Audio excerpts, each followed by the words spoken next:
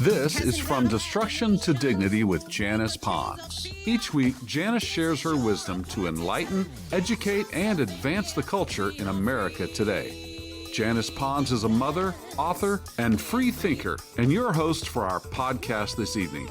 Now let's join your host, Janice Pons.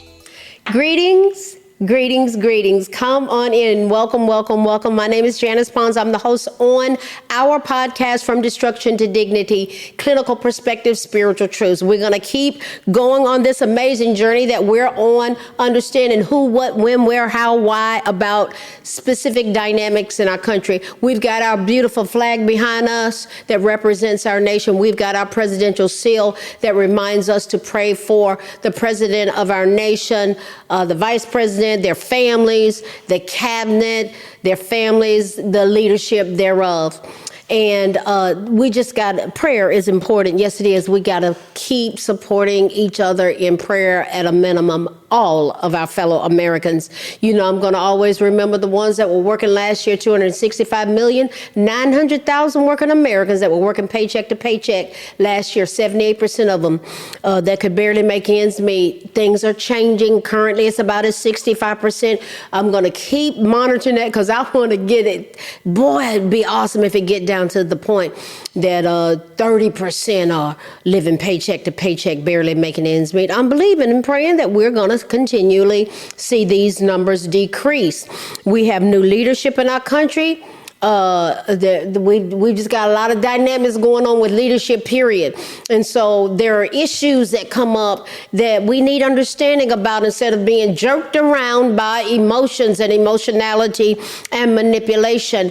And I used to be one that was jerked around in that way. And when I started understanding logic and deductive reasoning and looking at history that was accurately told, I've never been the same since. And the ones that manipulated and control me, they don't anymore.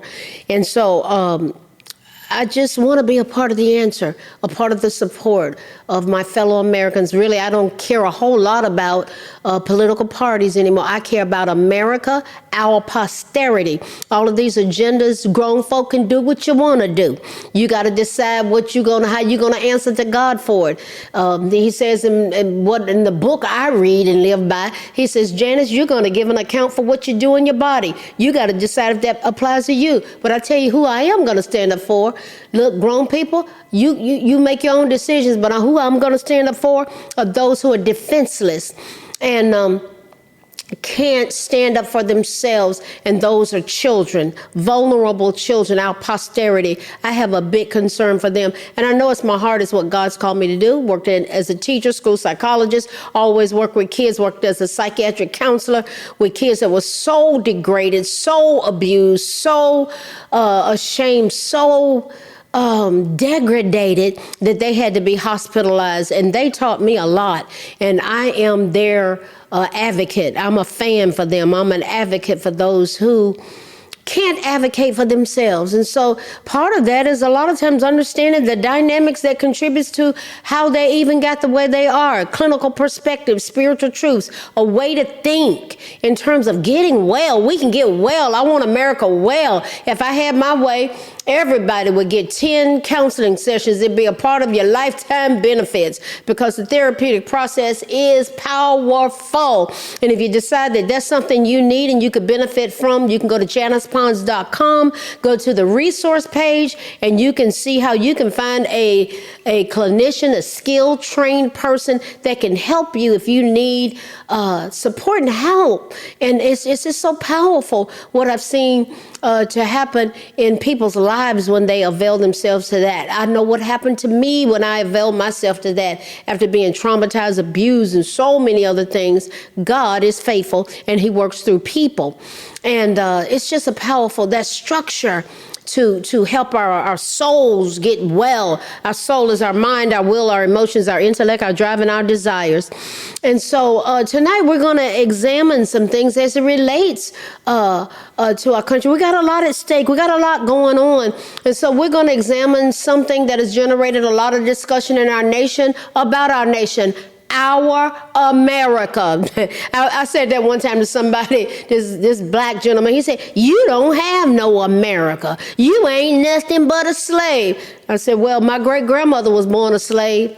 My daddy was born on a plantation as a sharecropper, had to quit school in the 6th grade. I went through Jim Crow. I was like, you know what? That's not my lot in life to live this victim mentality that you're trying to perpetrate upon me. It is a part of I am a part of America. It is our America. I take ownership of it. Why? I've contributed. Imagine that. Contributing. Solutions, strategies, skills, tools, showing up. Contributing, participating, instead of being a victim and thinking somebody owe me something. You owe about all I owe anybody, and what we owe each other is to pray for each other and encourage each other to take advantage of opportunities. Yeah, our America. And so all that ties in directly with our clinical perspective, which is talking about the power of compliance, because there are things set up in structured systems that if we don't comply, we don't get to participate. We don't get to reap the benefits thereof. So we're going to explore this together, my fellow Americans and my brothers and sisters. Remember, we're going somewhere and it's expecting us when we get there. Come and go with me. Delia Ramirez,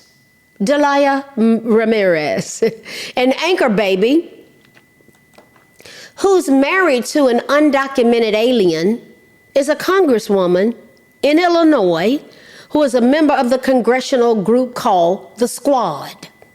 Y'all heard of The Squad? The Squad is an informal, progressive, and left-wing faction of the Democratic caucus in the U.S. House of Representatives. Members of The Squad are all members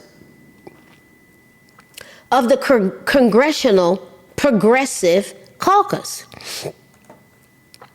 The Squad comprises the furthest left faction of the Democratic caucus. They have a reputation of being loud and obnoxious. It's easy to prove. They often present as many things being driven by socialism and race. Racism and socialism, and even Marxism, and even communism. The ideology of those things drives them. Apparently married to an illegal alien, denaturalized, her husband benefited from a new program that was created by Joe Biden, that created a pathway to legal status for spouses of U.S. citizens who've lived in the country, the United States of America, for more than 10 years. Now, here's the deal. If you live in a given country, you don't go to that country. Look, what would we look like as Americans? We're going to go to a foreign country, and we're going to show up, and we're going to cause a ruckus, and we're going to slam said country. But that's what's going on here. Here's the question of the century. Do we as Americans go over to those countries and do that? Let that marinate. Earlier this year, the second annual Pan-American Congress brought leftist officials from all over North and South America to Mexico City. Those in attendance, we're talking about who, what, when, where, how, why. Not just being driven by emotions. Not just being manipulated and controlled by the Democratic Party or the Republican Party, for that matter. I'm talking about facts. Who, what, when, where, how, why. Why should we understand this? Because it is front and center in our faces. At this second annual Pan-American Conference, it's actually called a Congress. It was called the Pan-American Congress. Those in attendance included Democratic lawmakers, Representative Ilhan, that's her name, Ilhan, is Ilhan is her name. Ilhan Omar of Minnesota, Rashid Tlaib of Michigan, Ayanna Presley of Massachusetts, Summer Lee of Pennsylvania, and Jesus Gilberto Garcia and Delia Ramirez of Illinois. They make up the squad.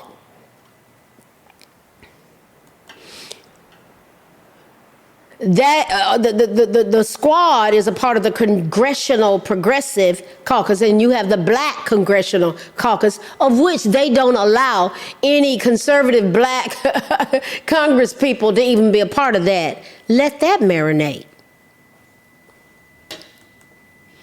During Ramirez's remarks at the opening of the event, she spoke about the Trump administration's illegal immigration crackdown and her own ancestry. Now, she is in this country, and this is what she said: "I am a proud Guatemalan before I am an American." She said that in Spanish. The Congresswoman also went on to accuse the United States of prioritizing imperialism, militarization, conquest, control, and competition in its attempt at domination. Now, when you're going to be a leader, you might be accused of being a dominating force. Something to think about. So, representative, now she's a representative, works on Capitol Hill in the United States of America. Delia Ramirez, Representative Delia Ramirez of Illinois, an open borders Democrat who sits on the House Border Security and Enforcement Subcommittee. She spoke to fellow leftists in Mexico City at that Pan American Congress.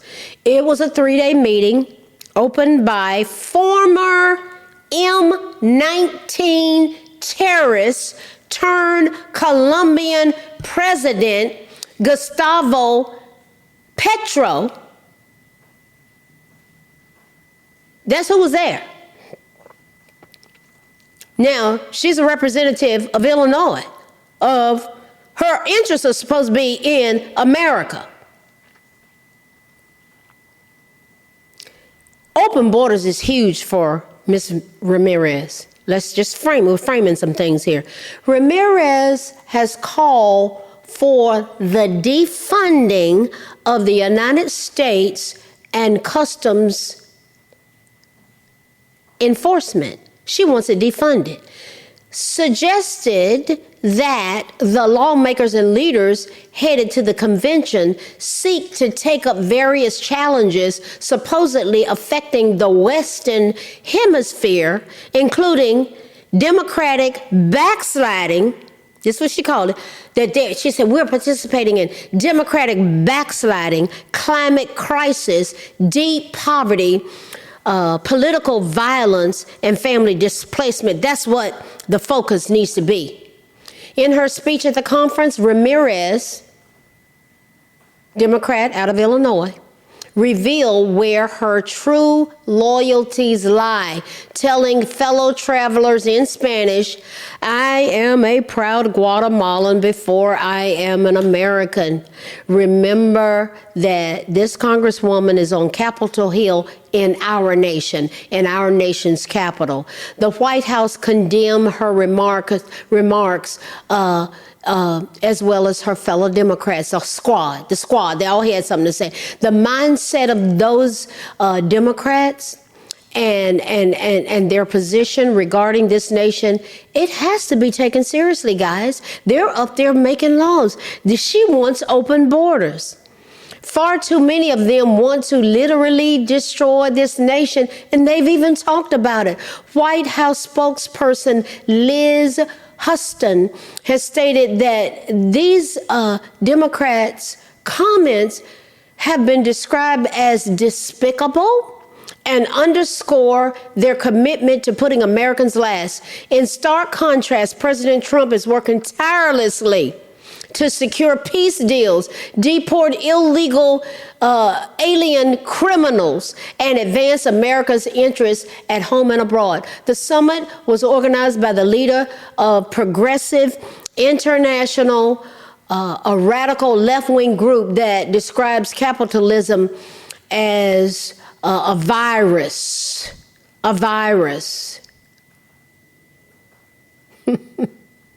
That must be eradicated. So we're talking about business building, the trillions of dollars being invested in our nation by Japan and Microsoft and all of these wonderful investments, the United Arab Emirates and all of these people investing in our nation. They said it's a virus that needs to be eradicated. And they're also in partnership with Morena, Morena, which is Mexico's ruling left-wing party, focusing on left-wing populism, progressivism, and social democracy. They all down there gathered together, and we had representatives from Capitol Hill, representatives from the United States, the squad down there talking about what needs to be eradicated in our nation. Capitalism, where businesses thrive, where we get away from 78% of working Americans living paycheck to paycheck and barely making ends meet. Guys, do you hear what I'm saying? Do you get the understanding? Do you understand the who, the what, the when, the where, the how, and the why? Guys, if we have people on Capitol Hill who disregard the cultural preservation of our nation, that's a huge issue. The cultural preservation of our nation is vital for our nation's well-being, encompassing the protection of its history. Is it perfect? No. Traditions, are they worth protecting? And values, which contributes to national identity, social cohesion, and economic development. Imagine if we supported each other in that. National identity as Americans, social cohesion, and economic development. It strengthens a sense of belonging, promotes tourism, and can even play a role in national security. This is why basic compliance is vital. In simple terms, compliance is the act of following a specific set of rules, laws, or standards. Our country will implode without basic rules, laws, or standards. This is why we have been in such a tailspin. This is why we were in a tailspin in our nation. It was willfully perpetrated.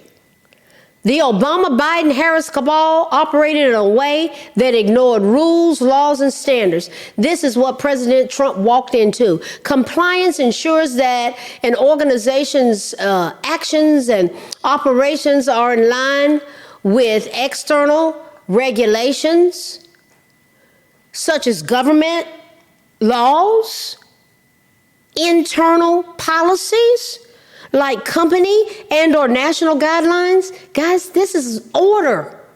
We were in chaos, willy-nilly, flying by the seat of our pants. This adherence helps businesses avoid legal trouble, fines, and damage to their reputation.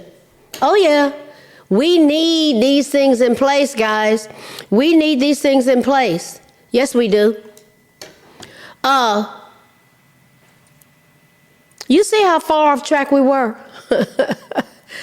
Cultural preservation is important. In fact, it's vital and imperative. Here's a more detailed look at the national interest in cultural preservation. It fosters strengthening national identity and social cohesion. cultural heritage, including traditions, customs, and cultural historical sites. Remember, they were tearing things down. Okay. This is what was going on. This plays a crucial role in shaping a nation's identity and fostering a sense of unity among its citizens. They were tearing down statues in the South. We didn't have a problem with them things being in the South, but you had BLM and all. They tore down Frederick Douglass. They tore down all kind of statues.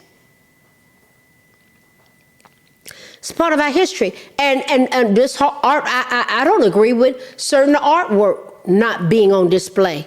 I can see in national parks certain things not being there, but in the African American Museum, now according to their spokespeople, that there was artwork that's rotated. But we need to keep slavery as that's a part of our history. Any attempt, my opinion, to water that down, I don't agree with it, because we have come a long way and it is a part of our history. By preserving these elements, a nation can reinforce its shared values and promote social cohesion. That's where we are. This is where we are now. That's where we were then. Look at how far we've come. But you got people that want to stay camped out back there and remain eternal victims. I'm not for that. I'm not for it. No, I'm not. And I never will be, because we've come a long way. Promoting, what about economic development? What about that? Cultural heritage tourism in particular can be a significant economic driver. A significant driver. Oh, yeah. This generates jobs and revenue for for local communities, builds socialism and social networks. Furthermore, preserving cultural sites and traditions can enhance a nation's image and attract investment. Then there's fostering international relations. Cultural exchange programs and the preservation of shared cultural heritage can strengthen diplomatic ties and promote peaceful cooperation between nations. They want to come here. They want to be a part of things. What about ensuring a sense of belonging and continuity? Cultural preservation helps future generations connect with their past. That's what I'm talking about. I don't want to forget what happened in the past, but I'm not going to live back there. But it teaches me how far I come. My great-grandmother was a slave. Daddy was a sharecropper, born on a plantation. I'm not going to forget that. I'm not going to forget that I survived Jim Crow. But that connection is not going to keep me as an eternal victim. It emboldens my heritage. It makes me want to empower my posterity, our posterity, and appreciate the values and traditions that have shaped us. What about the contribution to national security? Looting and trafficking of cultural artifacts can fund illegal activities and contribute to instability. Protecting cultural heritage sites and artifacts can help reduce security threats and safeguard national interests. I love going to Washington, D.C. Oh God, it's amazing. If you haven't been, go to the African American Museum, the Holocaust Museum, the Smithsonian Institutes. It is amazing. I love it. The Library of Congress is amazing. Finally, there's a need for supporting sustainable development. Do you think that's important in our nation? Cultural heritage conservation can contribute to sustainable development by enhancing a sense of identity and well-being, promoting community involvement, and fostering a sense of connection with the past. What have we looked at tonight? Listen, our America. Oh, yes, our America. I was born here. My ancestors were born in the Congo. Thank God I wasn't born over there. I have no desire to go to Africa. There are some people that say, we need to go to the motherland. Have at it. Y'all go on. I'll meet you when you come back. I don't have a desire to go over there. I love America, as imperfect as it is. I love America. And there's a need to sustain key components of this nation. And our clinical perspective was exploring the power of compliance, guys. If we don't comply, our nation's going to implode. We have to have law and order. These systems and these organizational structures are put in place to preserve our nation. Guys, we were all over the place. They were tearing down stuff and burning down stuff. They're from the pits of hell, and we got to call it for what it is. Our security was willfully and totally compromised, and we simply can't have it. That's why we have so many people that like President Trump he wants to make us safe. He wasn't playing. And there's wisdom and compliance and all of that. Listen, we're going to keep talking about these things. Yes, we are. We're going somewhere, and it's expecting us when we get there. And we do have our America, and there are people that love America. They love it so much that they won't leave. And people love it so much that they want to get in here. That says it all. Listen, guys, keep coming back. We're going to keep talking about these things. I love America. I love y'all. I love your children. I have a special heart towards these precious children. I do. And you know I do. So God bless you. And listen, we're one nation. Yes, we are. Forming a more perfect union, meaning us flowing together as one as we go from destruction to dignity, clinical perspectives, a way of thinking, structured strategies, skills, tools, supporting each other, loving each other, praying for each other as we support our great nation, our America. Yes, yes, yes, our America, as represented by our flag, praying for our president, our cabinet, the people on Capitol Hill, and those ones that went up to to that place, praying that the eyes of their understanding would be enlightened, that they would know the hope of God's calling for every area of their life and the greatness of America. I will see you next week, guys. I appreciate you. Love you. See you later.